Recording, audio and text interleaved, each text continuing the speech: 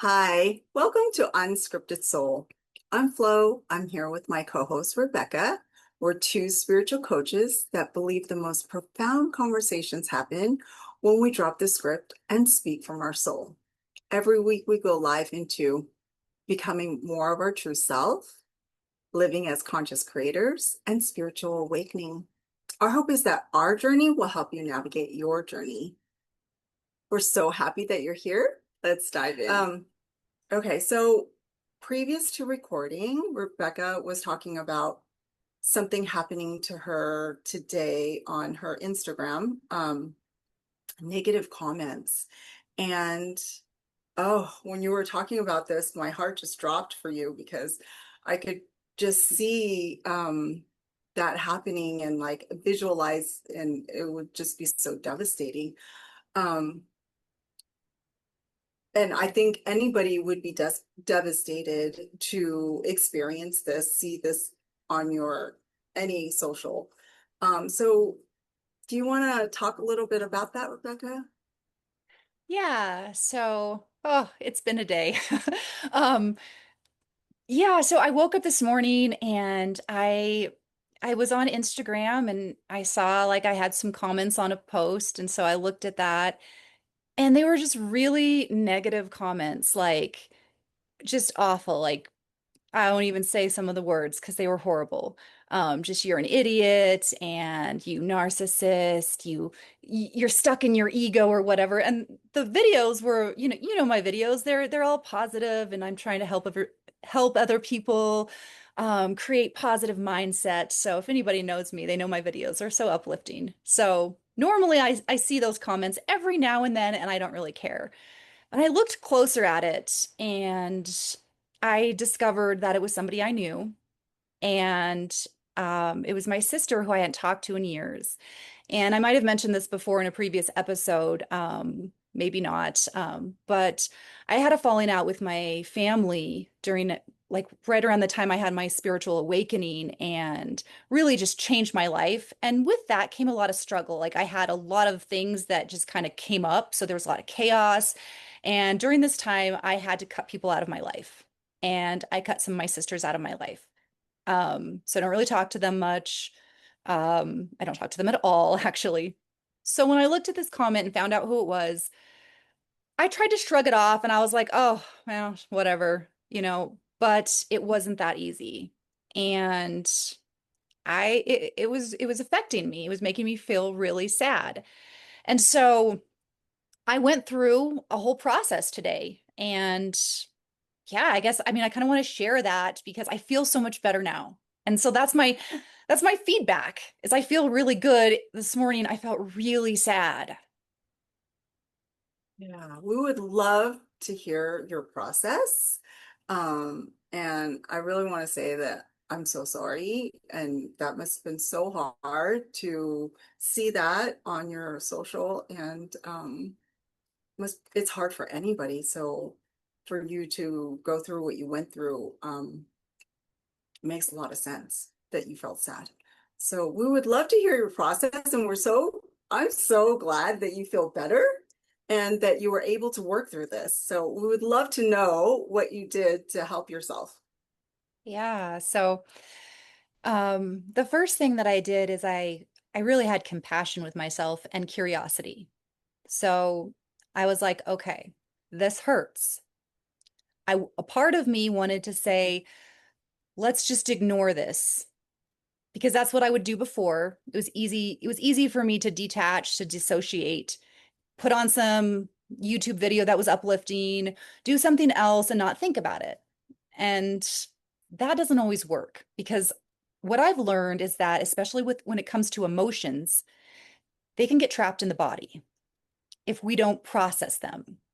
So I kind of like to look at it as like we have the mind and we have the body. They do work together. They're not separate.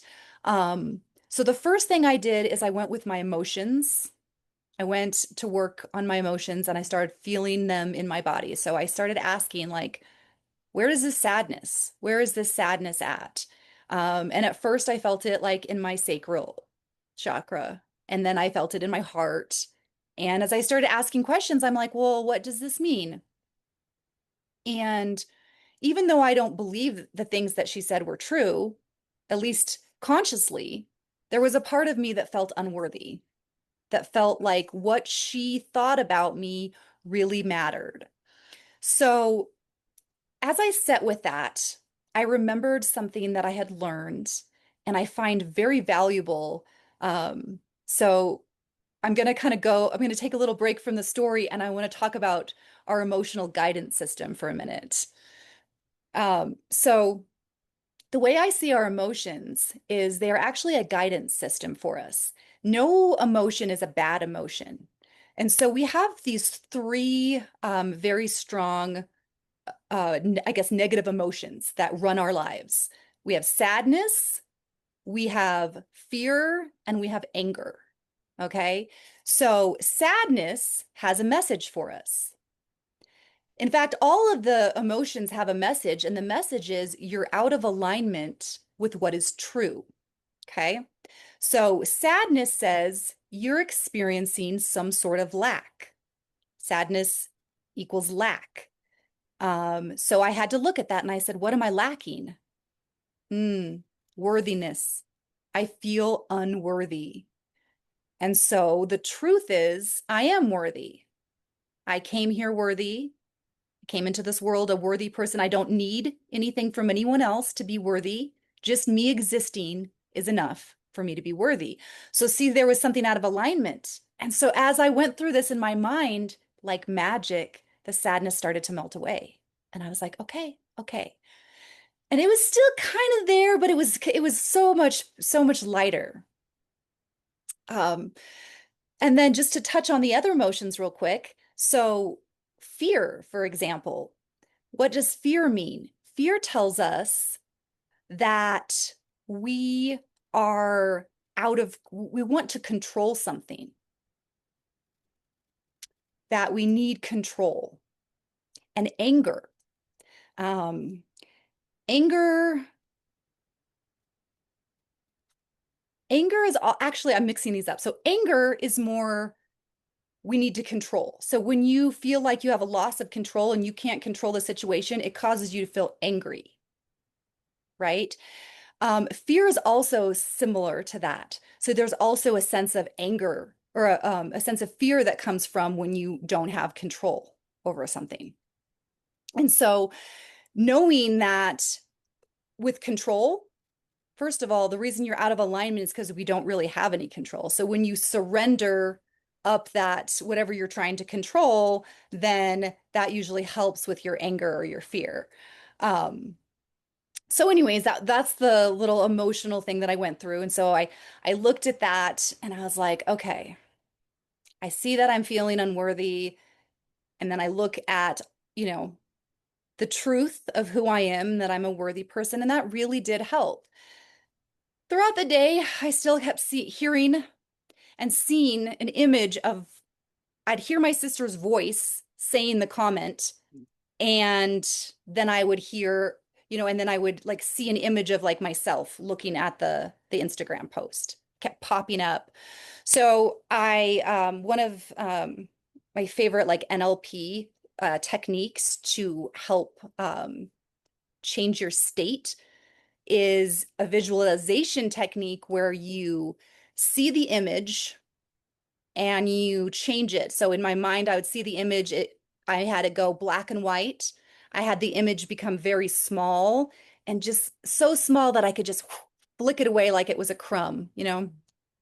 And I also did another exercise where I could see the image and I imagined there was a dial that I could turn it all the way up to a bright white and it just whited out that image. Now, at the same time, I'm doing an anchoring technique where I can create an elevated state. So I usually just can do it at will because I practice it so much. But sometimes if it's hard, you go back and think of a memory where you were just having so much fun, you felt so good. So I am like anchoring in this good feeling. At the same time, I have the image of the unpleasant event that I'm whiting out, that I'm shrinking down, And after doing that for like 2 or 3 times, I felt like so good. And then I went about my day and I started noticing, I'm like, no, I'm not really thinking about it the same. And I even tried to think about it and I didn't have the same feelings. So I actually just Oh, like put it to the that really test worked and it out. worked. That's amazing. Oh, I love that. That is so amazing. And it's something that I learned in my master's coaching program too, the NLP. Um, but I never really practiced it because I thought it was kind of silly. Because they did have it turn black and white, and then all of a sudden, poof, the other image would replace it. And I thought it was kind of silly. I practiced it with my practice clients and some other students, and it was silly to me. But the way you described it, how you made it smaller, smaller, smaller, and then you could flick it away like a crumb, that actually could something that could stick. I mean, to me, it seems like that's something that could stick. Like it's gone, just flick it away and then replace it with the image that you actually want. Um, and make that really bright and vivid instead of black and white. So, yeah, I love that. I love that you did that. And you actually said you couldn't feel the same way anymore, too, which that's amazing. Um, so you were actually able to change that and flip that and turn that all around, coach yourself, which that's what a master coach does, right? They coach themselves. Yeah. So amazing. I love that. I think that is so great that you were able to turn that around. And Rebecca and I have a,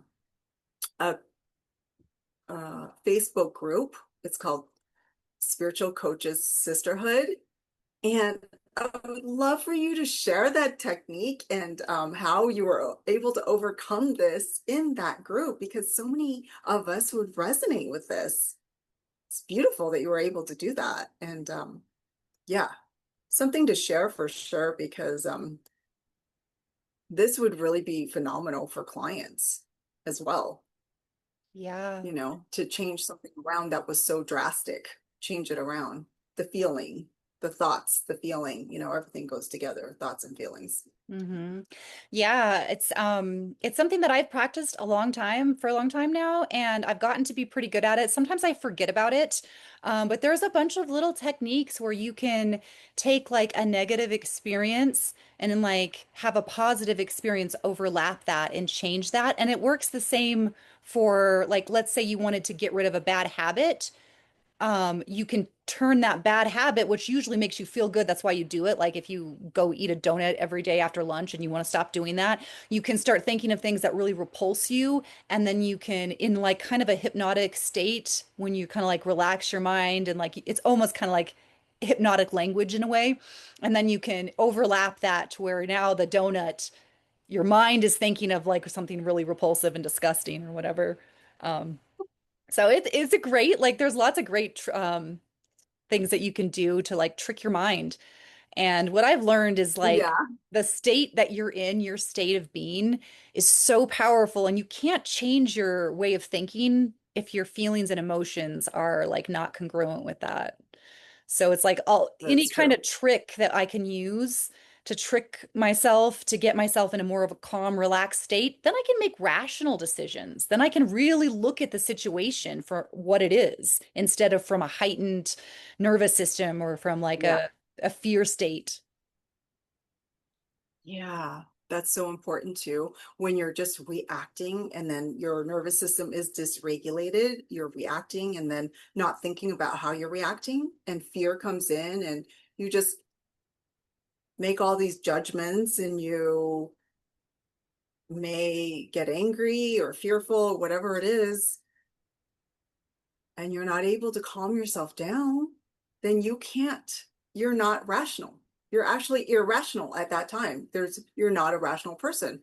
And you're unstable leader, really. Anybody that is in that state is unstable. So, Right. so Yeah. yeah, beautiful. I love that you were able to do that. And kudos to you. I think that's amazing. I think it's so amazing. And wow, for that to happen to you also is just, I still have to go back to like how strong of a person you are to be able to handle that, because most of us would just crumble and just be upset for days, not want to show up. I mean, you still showed up today and we're still filming, like that's impressive. Yeah, I wasn't always that way. Like, maybe 5, 6 years ago, if that would have happened, I would have gotten so angry and it would have just been devastating. But I'm so glad that I Yeah. learned the things that I've learned. Yeah. Beautiful. I love it. Thank you so much for listening. We're so happy that you spent this time with us. We really love and appreciate you.